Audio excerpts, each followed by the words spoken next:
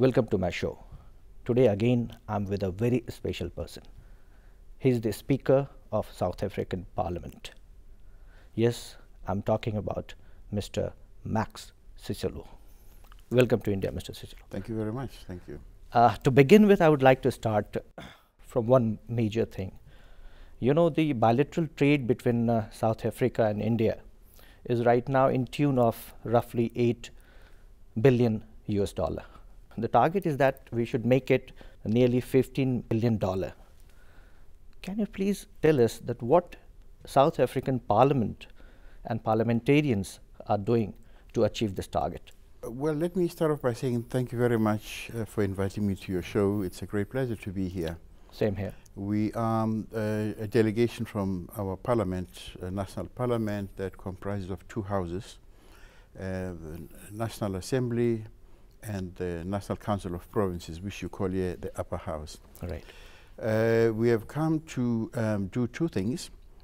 One is to express our appreciations for the support that South Africa has had and continues to have from India, right, and the good relationship that we have.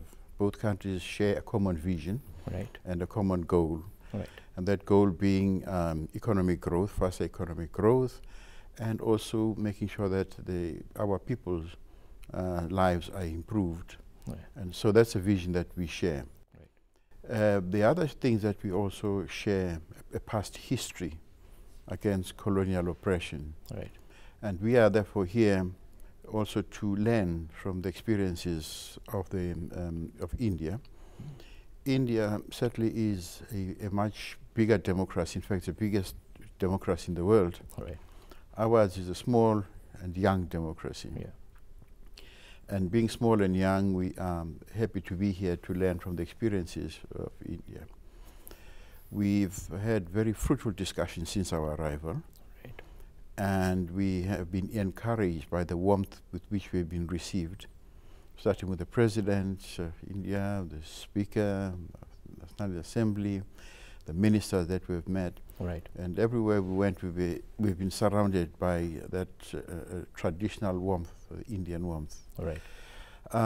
So we have economic relations, and the economic relations that we have are mutually beneficial. Mm-hmm. We have technology that India, we believe, will benefit from and is already using. But India is a country like ours, very diverse. Yeah. But the economy of India is growing and growing very fast. It is now one of the biggest economies in the world. The advantage that India has, which we do not have, is that they have got high levels of education. They've got an educated workforce and educated populace. Right. And also it's a people that because of the skills and hard work, they've been able to manufacture to export. It's something that we would like to learn from India. Yeah. But also India is a big economy, and we're happy to have this relationship because we export a lot of our products to India. We haven't reached the targets yet, but we are hoping that with this close cooperation that we have developed over a period of time, we will reach and surpass the target that we have set ourselves. Yeah, you know, you always talk about that the parliamentary committees of both countries.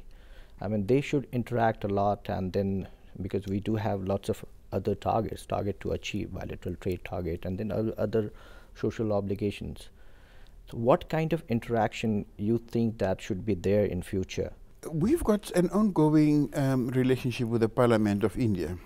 We belong to the same grouping. We are now members of BRICS and members of IPSA. We also attend meetings, international meetings organized by International Parliamentary Union, the Commonwealth Parliamentary Association. So all parliamentarians of the world meet and exchange views about how Parliament can be used as an important vehicle for socio-economic transformation of society. Yeah. Our parliaments play an important role in playing an oversight role over government. Right. So government reports to us as parliamentarians about what the plans are, and we interrogate these plans And if there is any lagging behind, we need to find the reason why that is the case. Right. But most important, we are also there to support our government, but also to support civil society. Right. How do we do that? We do that by making sure that people have got a better understanding of the world around them. Sometimes people live in a closed island as if the world is only about themselves, but we are part of a global world. Right. And we run training programs to tell our constituency and our constituents about what is out there. Right. And what is out there, like India, which is a big, diverse country, is important for us. Being here, we're able to learn from India. Inviting members of parliament from India to come to South Africa, they're also able to have a better understanding of South Africa. Right. And where we come from as a new dynamic democratic nation. Because you did masters in economics, so your understanding of economics is a little bit better, I guess. And that was the reason why I asked this question to begin with, that the target is to double the bilateral trade by 2014, which is a very ambitious target. Well, a lot of steps need to be taken, which we are already taking. Exchange of ideas and information, this being one of them. Right. Coming to learn from the Indian experience is an important step. Right. To look at opportunities both ways. What opportunities exist for us to export more to India? Right. What opportunities exist for us to import more from India, including skills that we do not have. Okay. What are the skills? Are the skills that people of India have. Skills, we have doctors, we have got engineers, you've got scientists, and you've got a wealth of information that is important in a developing country, in a developing world. We equally, in exchanging views and ideas, are able to pinpoint areas where we think we can contribute.